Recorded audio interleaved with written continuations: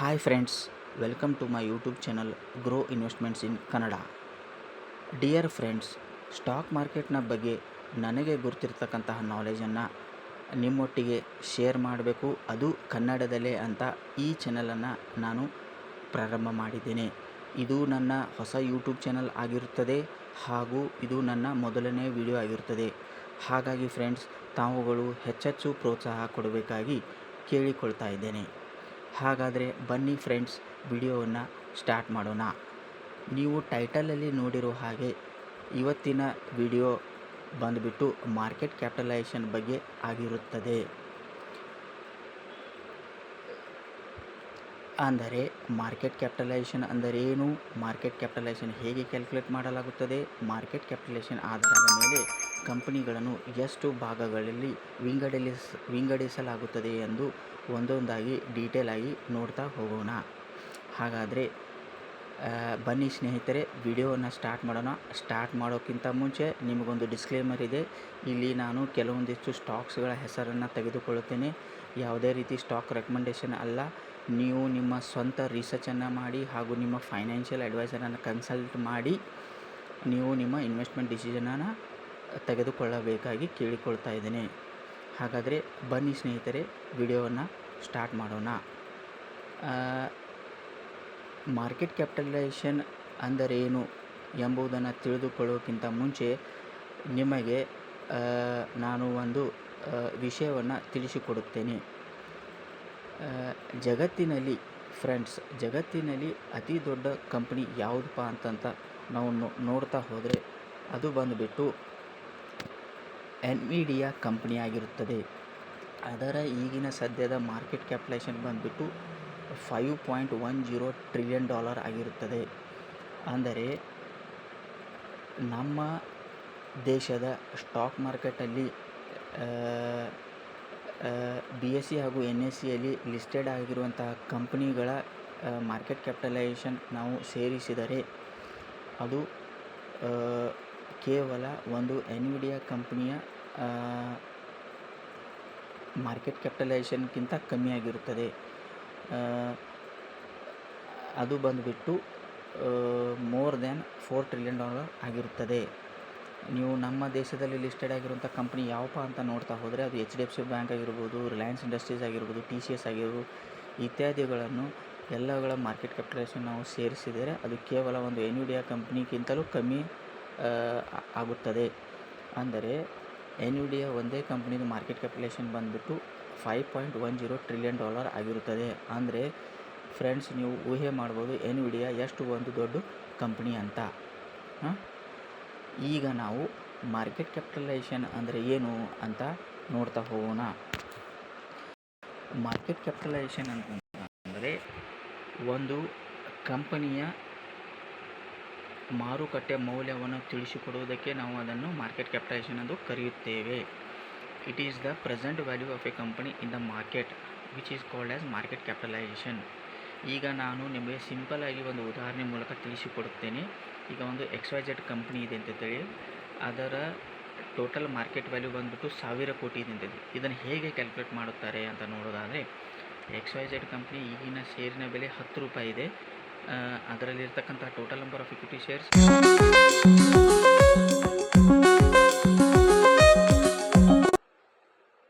100 ಕೋಟಿ ಇದೆ. therefore market capitalization is equal to current share price into total number of equity shares, ಅಂದರೆ 10 into 100 which is equal to 100 crores. ಅಂದರೆ XYZ ಕಂಪನಿಯ ಈಗಿನ market capitalisation ಬಂದ್ಬಿಟ್ಟು 100 crores. ಈಗ ಗೊತ್ತಾಯ್ತಲ್ಲ ನಿಮಗೆ ಮಾರ್ಕೆಟ್ ಕ್ಯಾಪಿಟಲೈಸೇಷನ್ ಹೇಗೆ ಕ್ಯಾಲ್ಕುಲೇಟ್ ಮಾಡೋದು ಅನ್ನೋದು. ಅದರ ಫಾರ್ಮುಲಾ ಬಂದುಬಿಟ್ಟು market capitalisation is equal to current share price into total number of equity shares. ಅಂದರೆ ನಿಮಗಿನ್ನೂ ಸಿಂಪಲ್ಲಾಗಿ ಹೇಳಬೇಕಪ್ಪ ಅಂದರೆ, ನೀವೇನಾದರೂ XYZ ಕಂಪನಿಯ ಓನರ್ ಆಗಬೇಕಪ್ಪ ಅಂತಂದರೆ ನೀವು ಅದಕ್ಕೆ 1000 crores ಪೇ ಮಾಡಬೇಕು. ನೀವೇನಾದರೂ XYZ ಕಂಪನಿಯನ್ನು ಕೊಂಡುಕೊಳ್ಳಬೇಕಪ್ಪ ಅಂತಂದರೆ ನೀವು ಅದಕ್ಕೆ 1000 crores ಪೇ ಮಾಡಬೇಕು. ಇನ್ನು ಮುಂದೆ ನಾವು ನೋಡೋದಾದರೆ ಕಂಪ್ನಿಗಳ ಆಧಾರದ ಮೇಲೆ, ಡಿಯರ್ ಫ್ರೆಂಡ್ಸ್, ಮಾರ್ಕೆಟ್ ಕ್ಯಾಪಿಟಲೈಸೇಷನ್ ಆಧಾರದ ಮೇಲೆ ಕಂಪ್ನಿಗಳನ್ನು ಮುಖ್ಯವಾಗಿ 3 ಭಾಗಗಳಲ್ಲಿ ವಿಂಗಡಿಸಲಾಗುತ್ತದೆ. ಮೊದಲೇದು ಬಂದುಬಿಟ್ಟು ಸ್ಮಾಲ್ ಕ್ಯಾಪ್ ಕಂಪನಿಗಳು, ಎರಡನೇದು ಬಂದುಬಿಟ್ಟು ಮಿಡ್ ಕ್ಯಾಪ್ ಕಂಪ್ನಿಗಳು, ಮೂರನೇದು ಬಂದುಬಿಟ್ಟು ಲಾರ್ಜ್ ಕ್ಯಾಪ್ ಕಂಪ್ನಿಗಳು. ಮೊದಲನೇದು ಸ್ಮಾಲ್ ಕ್ಯಾಪ್ ಕಂಪನಿಗಳು. ಯಾವ ಕಂಪನಿಗಳ ಮಾರ್ಕೆಟ್ ಕ್ಯಾಪಿಟಲೈಸೇಷನ್ 5,000 ಕೋಟಿಗಿಂತ ಮೇಲ್ಪಟ್ಟು ಹಾಗೂ 10,000 ಕೋಟಿಗಿಂತ ಒಳಗೆ ಹೊಂದಿರುತ್ತವೆ ಅವುಗಳನ್ನೆಲ್ಲ ನಾವು ಸ್ಮಾಲ್ ಕ್ಯಾಪ್ ಕಂಪನಿ ಅಂತ ಕರೆಯುತ್ತೇವೆ. ಯಾವ ಕಂಪನಿಗಳ ಮಾರ್ಕೆಟ್ ಕ್ಯಾಪಿಟಲೈಸೇಷನ್ 10,000 ಕೋಟಿಗಿಂತ ಮೇಲ್ಪಟ್ಟು ಹಾಗೂ 1,00,000 ಕೋಟಿಗಿಂತ ಒಳಗಡೆ ಹೊಂದಿರುತ್ತವೆ ಅವುಗಳನ್ನು ನಾವು ಮಿಡ್ ಕ್ಯಾಪ್ ಕಂಪನಿ ಅಂತ ಕರೆಯುತ್ತೇವೆ.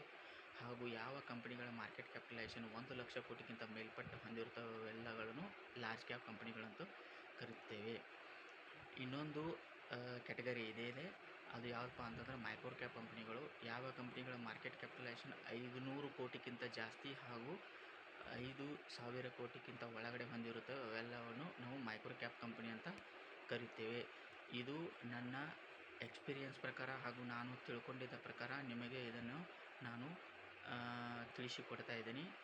ಮುಖ್ಯವಾಗಿ ಕಂಪನಿಗಳನ್ನು 3 ಭಾಗಗಳಿಗೆ ವಿಂಗಡಿಸಲಾಗುತ್ತೆ: small cap, mid cap, large cap. ಇದು ಮೈಕ್ರೋ ಕ್ಯಾಪ್ ಕಂಪನಿಗಳೇನಿದೆ ಇದು ಆಪ್ಷನಲ್. ಇದು ಅಂದರೆ ಇದು ಒಂದು ಕ್ಯಾಟಗರಿನೇ, ಆದರೆ ಮುಖ್ಯವಾಗಿ 3 ಕಂಪ್ನಿ ಅಂದರೆ ಮೇನ್ಲಿ 3 ಕಂಪ್ನೀಸ್ 3 ಭಾಗಗಳಿಗೆ ಡಿವೈಡ್ ಮಾಡ್ತಾರೆ. ಈಗ ನಾನು ನಿಮಗೆ ಮುಂದೆ ಲೈವ್ ಎಕ್ಸಾಂಪಲ್ ಜೊತೆಗೆ ನಾನು ಅದನ್ನು ತಿಳಿಸಿಕೊಡುತ್ತೇನೆ. ಡಿಯರ್ ಫ್ರೆಂಡ್ಸ್, ಯಾವುದೇ ಕಂಪನಿಯ ನಾವು ಮಾರ್ಕೆಟ್ ಕ್ಯಾಪಿಟಲೈಸೇಷನ್ ಎಷ್ಟಿದೆಯಪ್ಪ ಅಂತ ತಿಳ್ಕೊಬೇಕಂದ್ರೆ ನಾನು ನಿಮಗೆ ಒಂದು ವೆಬ್ಸೈಟನ್ನು ಸಜೆಸ್ಟ್ ಮಾಡ್ತೀನಿ. ಅದರ ಹೆಸರು ಬಂದುಬಿಟ್ಟು screener.in. ಅದು ತುಂಬ ಯೂಸ್ ಮಾಡಲು ಸಿಂಪಲ್ ಇದೆ, ಈಸಿ ಇದೆ.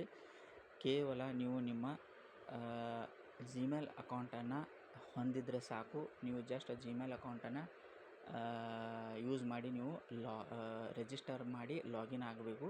ತದನಂತರ ನೀವು ಅಲ್ಲಿ ಯಾವುದೇ ಕಂಪನಿಯನ್ನು ನೀವು ಸುಲಭವಾಗಿ ಅದರದ್ದೆಲ್ಲ ಡೀಟೇಲ್ಸನ್ನು ನೋಡಬಹುದು. ಈ ರೀತಿಯಾಗಿ ನಿಮಗೆ ಅದು ಕಾಣುತ್ತದೆ. ಈಗ ಆಲ್ರೆಡಿ ನಾನು ಲಾಗಿನ್ ಆಗಿದ್ದೇನೆ. ಇಲ್ಲಿ ನಿಮಗೆ ತೋರಿಸ್ತೇನೆ. ಮೊದಲಿಗೆ ಸ್ಮಾಲ್ ಕ್ಯಾಪ್ ಕಂಪ್ನಿ ಎಕ್ಸಾಂಪಲನ್ನು ತೋರಿಸ್ತೇನೆ. ಸ್ಮಾಲ್ ಕ್ಯಾಪ್ ಕಂಪ್ನಿ ಎಕ್ಸಾಂಪಲ್ ಬಂದುಬಿಟ್ಟು ಇಲ್ಲಿ ಬಜಾಜ್ ಕನ್ಸ್ಯೂಮರ್ ಕೇರ್ ಅಂತ ನಾನು ಟೈಪ್ ಮಾಡ್ತಾ ಇದ್ದೇನೆ. ಇದರ ಮಾರ್ಕೆಟ್ ಕ್ಯಾಪಿಟಲೈಸೇಷನ್ ಬಂದುಬಿಟ್ಟು 8,167 ಕೋಟಿ. ಇದನ್ನು ಹೇಗೆ ಕ್ಯಾಲ್ಕುಲೇಟ್ ಮಾಡಲಾಗುತ್ತದೆ? Bajaj consumer care share price ಬಂದುಬಿಟ್ಟು 625 ಇದೆ. ಅದರಲ್ಲಿ ಇರ್ತಕ್ಕಂಥ total number of equity shares ಬಂದುಬಿಟ್ಟು 13.1 ಕೋಟಿ ಇದೆ. ಇವೆರಡನ್ನು ನೀವು ಮಲ್ಟಿಪ್ಲೈ ಮಾಡಿದರೆ ನಿಮಗೆ 8,167 ಕೋಟಿ ಬರುತ್ತದೆ. ಇನ್ನು ನೆಕ್ಸ್ಟ್ ಬಂದುಬಿಟ್ಟು mid cap company. Mid cap company example ನಾವು ತಗೋತಾ ಹೋದರೆ ಅದು ಬಂದುಬಿಟ್ಟು LT ಫುಡ್ಸ್. LT ಫುಡ್ಸ್ ಅದರ market cap more than 10,000 crore ಇದೆ. ಅದರ 13,300 ಕೋಟಿ ಇದೆ. ಅದರ ಈಗಿನ ಷೇರಿನ ಬೆಲೆ 383 ರೂಪಾಯಿ ಇದೆ.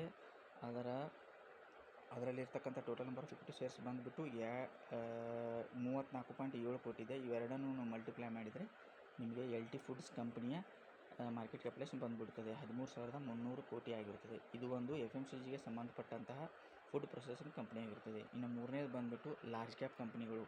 ಲಾರ್ಜ್ ಕ್ಯಾಪ್ ಕಂಪನಿಗಳು ಉದಾಹರಣೆ ತೆಗೆದುಕೊಳ್ಪ ಅಂತಂದರೆ ಏಷ್ಯನ್ ಪೇಂಟ್ಸ್. ಇಲ್ಲಿ ನೋಡಿ, ಈ ರೀತಿಯಾಗಿ ನೀವು ಸರ್ಚ್ ಮಾಡಬೇಕು.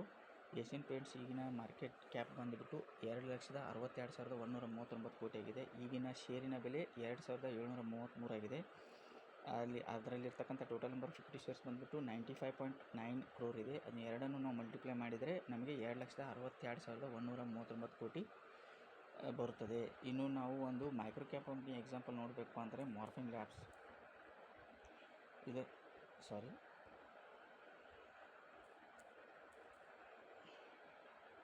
ಮಾರ್ಫಿನ್ ಲ್ಯಾಬ್ಸ್ ಇದರ ಮಾರ್ಕೆಟ್ ಕ್ಯಾಪಿಟಲೈಸೇಷನ್ ಬಂದುಬಿಟ್ಟು 2,712 ಕೋಟಿ ಆಗಿರುತ್ತದೆ. ಅದರ ಕರೆಂಟ್ ಶೇರ್ ಪ್ರೈಸ್ ಬಂದುಬಿಟ್ಟು 49.5 ಇದೆ. ಅದರಲ್ಲಿರ್ತಕ್ಕಂಥ total number of equity shares ಬಂದುಬಿಟ್ಟು 54.8 ಇದೆ. ಇವೆರಡನ್ನು ನಾವು ಮಲ್ಟಿಪ್ಲೈ ಮಾಡಿದರೆ ನಮಗೆ Morepen Labs company market capitalisation ಬಂದುಬಿಡುತ್ತದೆ 2,712 ಕೋಟಿ. ಈ ರೀತಿಯಾಗಿ ನೀವು ಕಂಪನಿಗಳನ್ನು ನೀವು screener.in ಯೂಸ್ ಮಾಡಿಕೊಂಡು ಬಿಟ್ಟು ಅದರ ಮಾರ್ಕೆಟ್ ಕ್ಯಾಪ್ ಎಷ್ಟಿದೆ ಅಂತ ಚೆಕ್ ಮಾಡಬಹುದು. ಇದಾಗಿತ್ತು ಇವತ್ತಿನ ವಿಡಿಯೋ ಫ್ರೆಂಡ್ಸ್. ಈ ವಿಡಿಯೋ ಇಷ್ಟ ಆದಲ್ಲಿ ನೀವು ದಯವಿಟ್ಟು ಸಬ್ಸ್ಕ್ರೈಬ್ ಮಾಡಿ ಹಾಗೂ ನಿಮ್ಮ ಫ್ಯಾಮಿಲಿ, ಫ್ರೆಂಡ್ಸ್ ಹಾಗೂ ರಿಲೇಟಿವ್ಸ್ಗೆ ಶೇರ್ ಮಾಡಿ. ಹಾಗೂ ನಿಮ್ಮ ಏನಾದರೂ ಅಭಿಪ್ರಾಯ ಇದ್ದರೆ ನೀವು ಕಾಮೆಂಟಲ್ಲಿ ತಿಳಿಸಿಕೊಡಿ. ಧನ್ಯವಾದಗಳು.